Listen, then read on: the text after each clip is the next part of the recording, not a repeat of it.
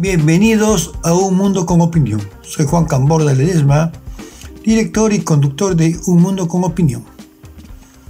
Pedro Castillo es un ladrón de gallinas, un pájaro frutero, si lo comparamos con Alberto Fujimori, Alejandro Toledo, Alan García, Pedro Pablo Kuczynski, Ollanta Humala,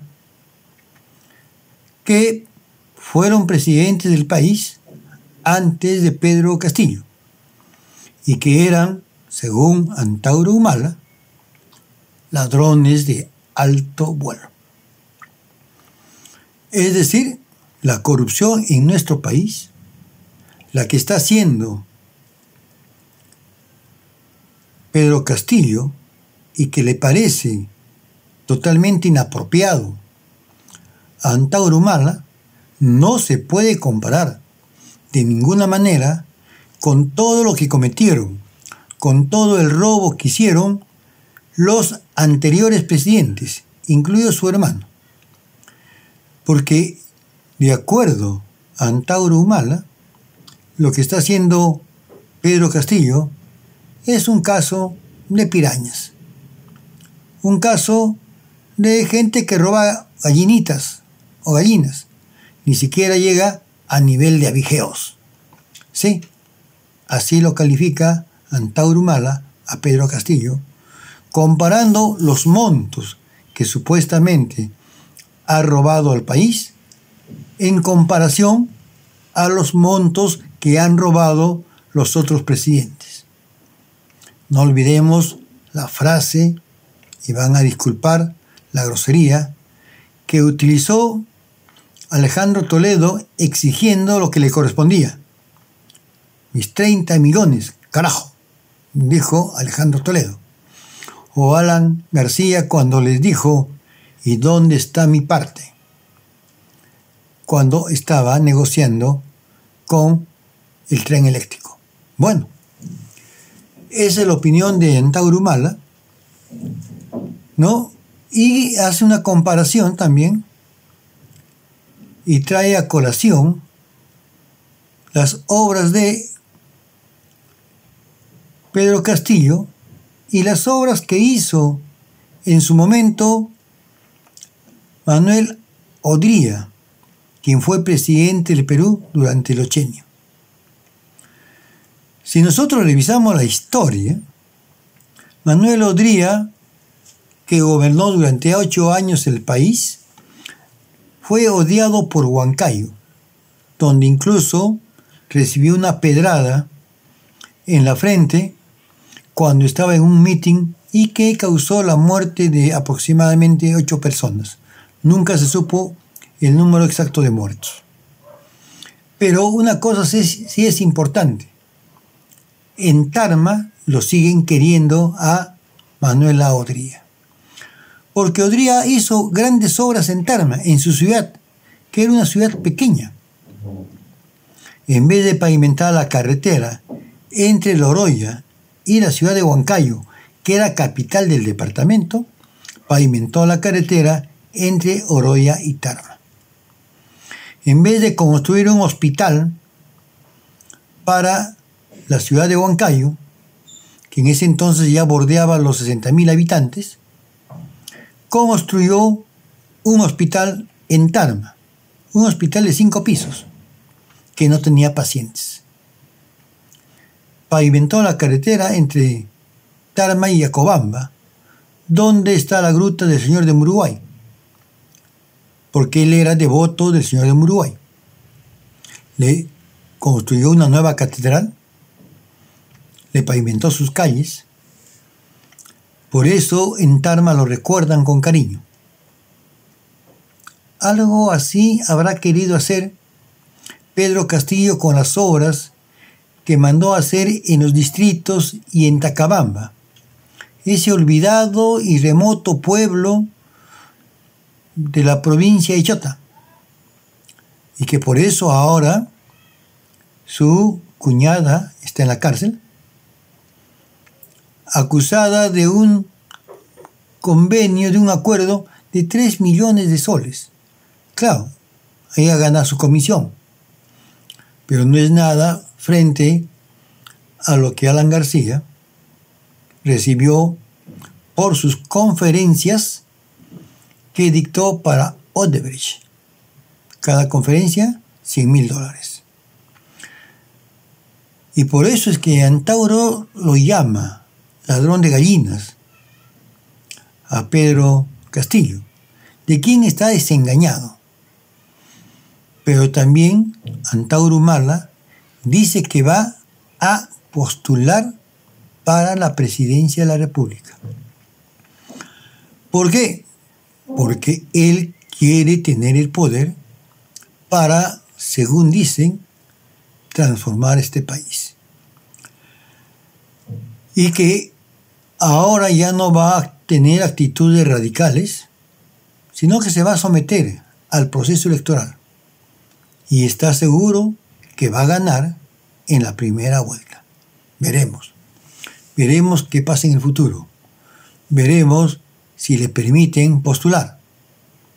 Porque por ahí están corriendo rumores de que lo inhabilitarían porque lo acusarían del asesinato de 4 policías y 2 miembros del grupo de licenciados, lo que ha reiterado en todo momento Humala que él no ha sido responsable de la muerte de esos 4 policías y que debe investigarse de dónde vinieron los disparos para que dieron muerte a esos policías. Pero bueno, dejemos a Antauro Humala y su calificativo de ladrón de gallinas que le ha hecho a Pedro Castillo y vayamos a ver nuestra América querida, nuestra América Latina. Hay un dicho muy importante: la verdad es la primera víctima en los conflictos militares y en los procesos políticos. En los conflictos militares, nosotros nos enteramos de lo que está ocurriendo por lo que dicen las agencias de noticias de los países involucrados en el conflicto. Por eso, en el Reino de la Libertad, como es Europa Occidental y como es Estados Unidos, están prohibidos los canales RTV de Rusia y Sputnik de Rusia.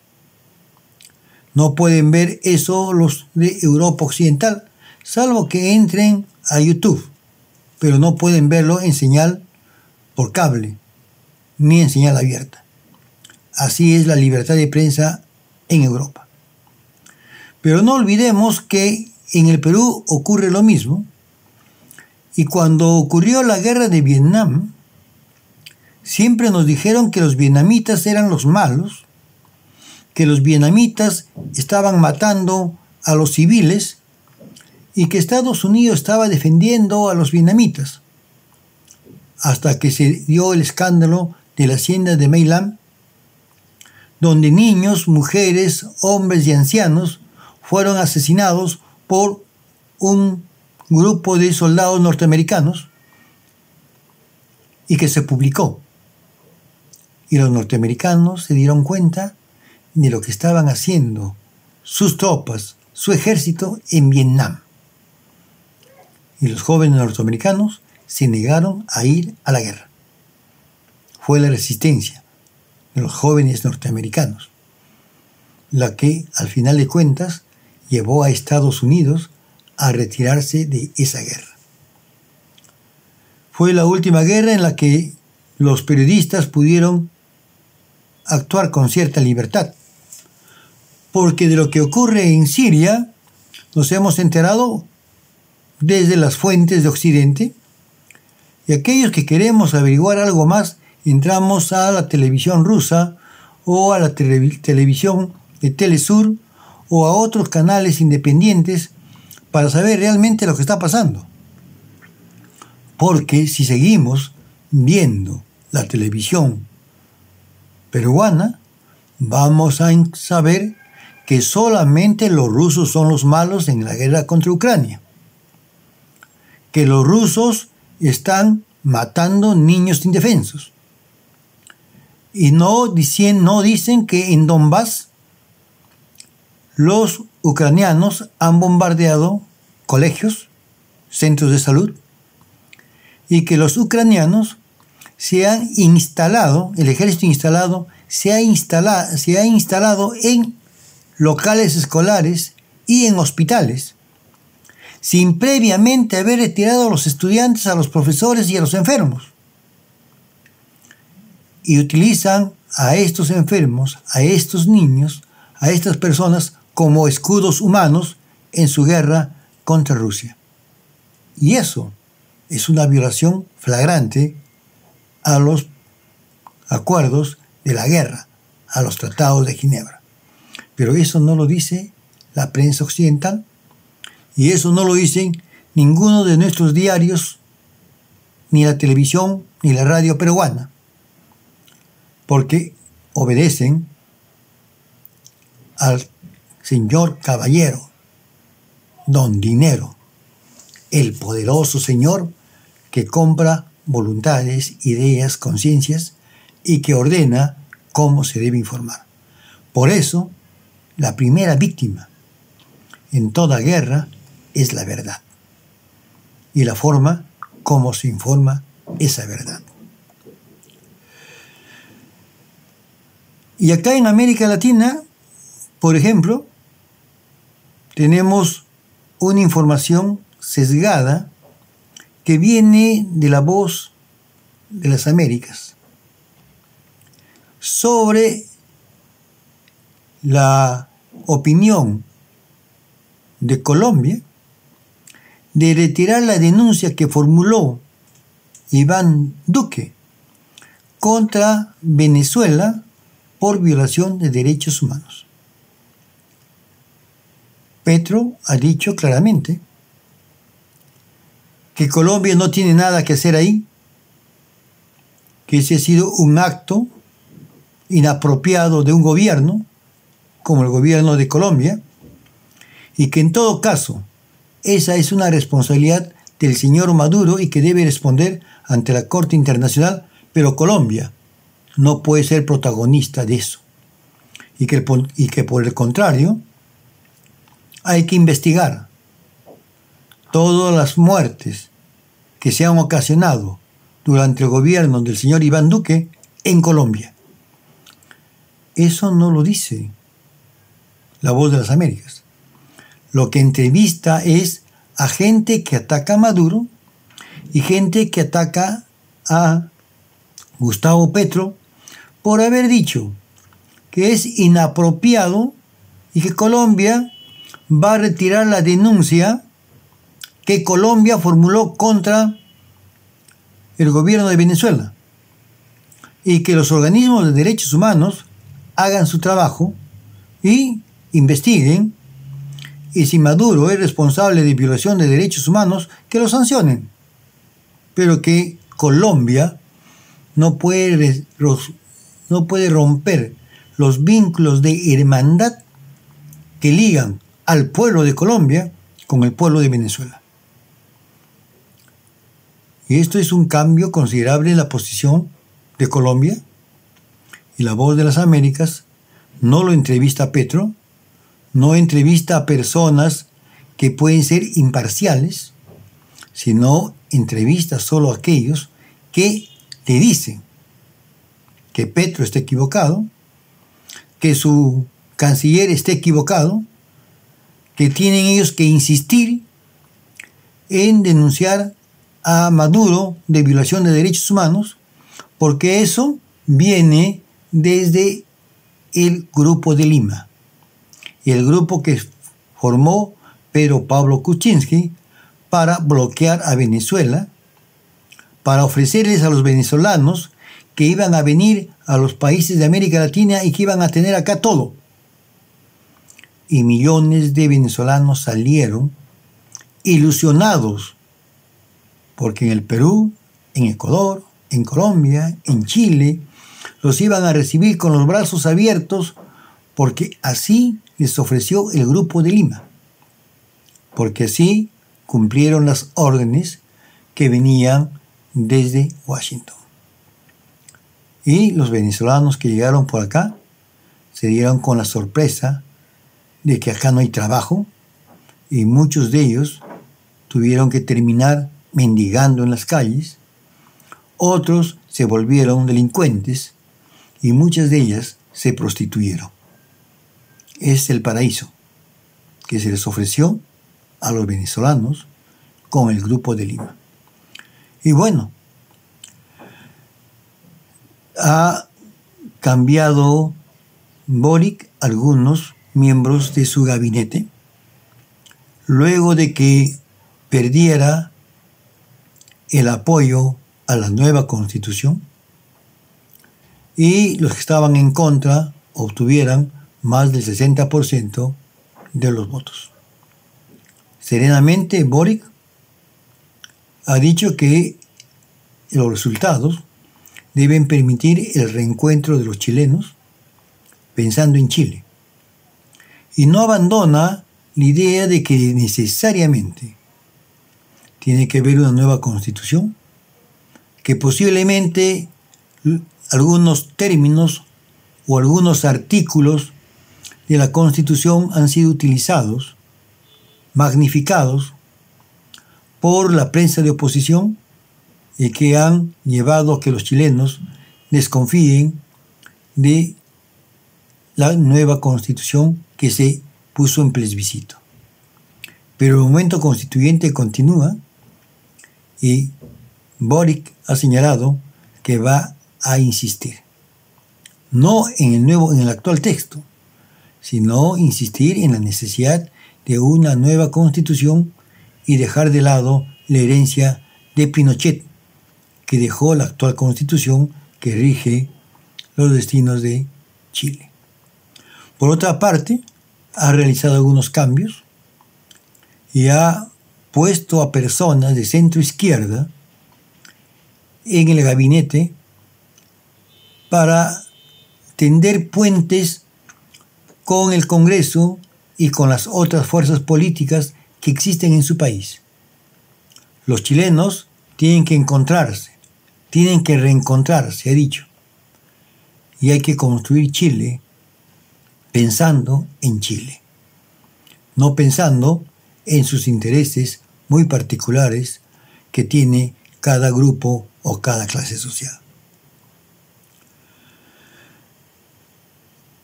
Estados Unidos llegó a un pacto de caballeros con Rusia, con la Unión Soviética. Y esos acuerdos están plasmados en varios documentos que se están dando a conocer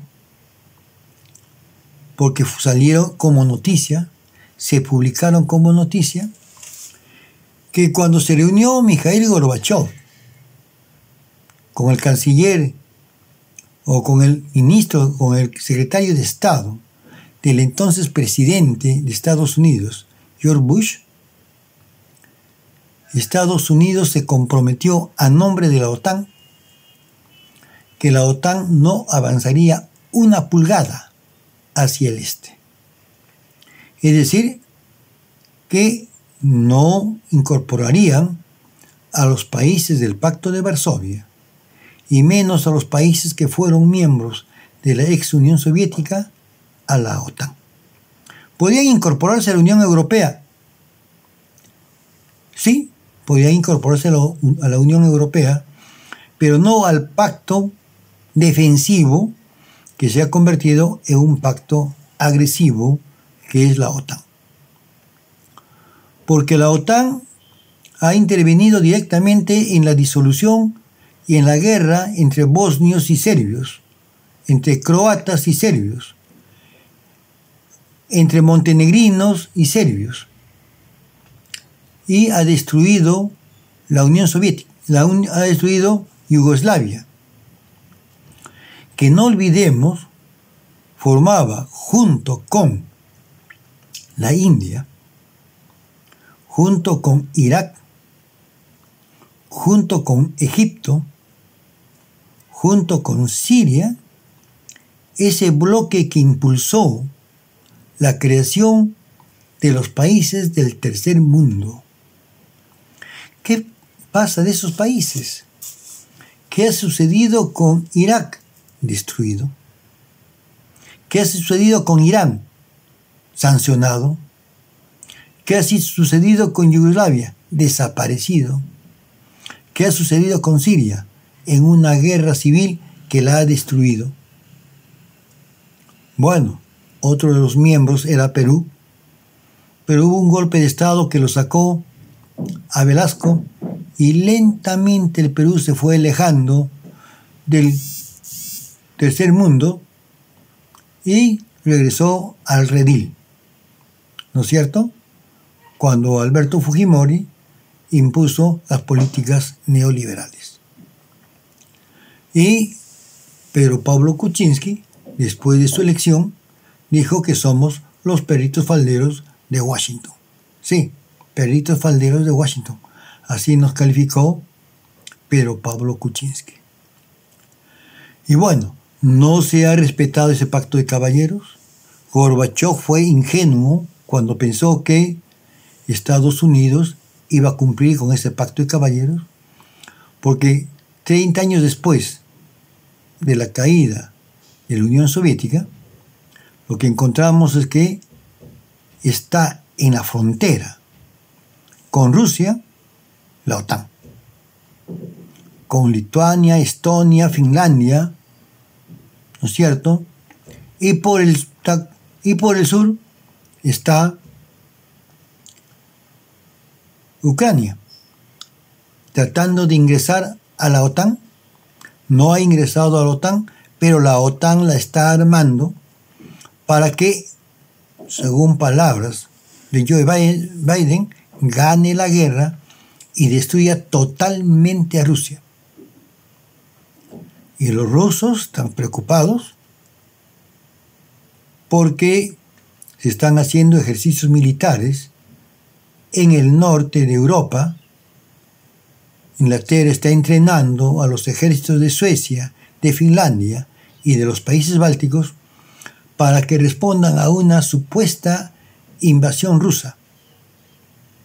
Y Rusia considera que, por el contrario, estos entrenamientos son para atacar a Rusia por el norte, tomar posesión de los gasoductos que llevan el gas a Alemania y de ahí a toda Europa, y llegar hasta controlar el gas de Siberia. Ya el presidente de la Unión Europea ha dicho que ellos van a tomar todas las medidas para garantizar que ese gas llegue a Europa. También lo ha dicho el canciller de Alemania y la primera ministra, la nueva primera ministra del Reino Unido, ha señalado con todas sus letras que no le temblará la mano si es que es necesario utilizar armas nucleares. Así está la cosa. En este mundo en que a veces nos preocupamos más por minucias, más por la moda, más por la última canción, o por la Champions, o por el Mundial de Qatar que ya se acerca. Estamos preocupados por eso, pero no estamos preocupados por lo que puede ocurrir si desobedece Ucrania las recomendaciones que ha hecho el Organismo Internacional de Energía Atómica, que ha visitado la planta de Zaporizhzhia en Ucrania y que ha constatado que los misiles que han caído en las cercanías de la planta nuclear proceden de Ucrania, porque la planta nuclear está desde el mes de marzo bajo control del ejército ruso. Y los misiles que los lanzan son de Ucrania y son de fabricación norteamericana, que pueden impactar en la planta nuclear y generar una tragedia nuclear que afectaría a Europa. Están jugando con fuego. Ucrania está jugando con fuego. Estados Unidos, Inglaterra Alemania, están jugando con fuego. Y el único que está más o menos lúcido entre los gobernantes de Europa es Macron, que ha dicho que ya es tiempo de poner un alto a las sanciones a Rusia y es tiempo de negociar con Rusia porque se acerca el invierno y ya en nuestra edición de ayer indicamos que Europa tiene problemas de agua para que funcionen las hidroeléctricas, tiene problemas de agua para que funcionen sus centrales nucleares que requieren gran cantidad de agua para el enfriamiento de sus centrales nucleares y que por lo tanto el gas que viene de Rusia es indispensable para Europa. Ya lo ha dicho Macron, pero es una voz solitaria, porque los duros no quieren saber nada y creen que con las sanciones y con la fuerza de los ejércitos pueden ellos capturar los gasoductos que son rusos y llegar hasta los yacimientos petrolíferos y de gas que están en Siberia y apoderarse de ellos. Esa es la lógica de la guerra.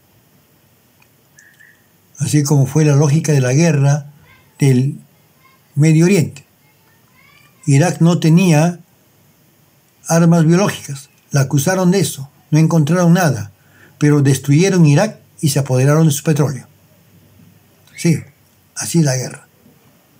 Y ahora la provocan a China para que China no le compre petróleo ni gas a Rusia, ni se desarrolle como una potencia mundial y termine siendo la primera potencia en el mundo. Al respecto hay un documental elaborado por Alemania, DW, donde hablan de China y la presentan como un monstruo que va a destruir a la humanidad. Mientras que los chinos lo que están diciendo es que la ruta de la seda, por el contrario, va a hacer que todos los países se beneficien de la globalización y se interconecten. Pero así no lo entienden los supremacistas blancos de Europa Occidental y de Estados Unidos. Porque hablemos claro, Europa Occidental sigue siendo un país, un continente. Los líderes de Europa Occidental siguen siendo excluyentes y siguen siendo racistas, siguen siendo supremacistas. Y eso se nota en quien eligieron como primera ministra en el Reino Unido, una blanca, no al hindú con el que estaba compitiendo. Esta es mi opinión. Síganme en Instagram, en Facebook, en Crónicas de Polemarco. Si están de acuerdo con mis opiniones, denme un clic. Si están en desacuerdo, si no las comparten, hagan sus comentarios y abramos el debate. Como he señalado en ediciones anteriores, y hay que comenzar a debatir. En las redes hay que comenzar a debatir, pero fundamentalmente hay que debatir en las universidades. Hay que combatir en los sindicatos. Hay que debatir en todo espacio libre, porque es necesario que los peruanos tengamos que debatir lo que pasa en nuestro país y en el mundo. Y especialmente las universidades deben abrir sus puertas al debate político. Ahí deben ir los candidatos a debatir, a discutir ante los estudiantes, frente a los estudiantes, para que los estudiantes conozcan qué dicen los candidatos, qué piensan los candidatos, porque los estudiantes de hoy van a ser los gobernantes de mañana. Buenas tardes, nos vemos mañana.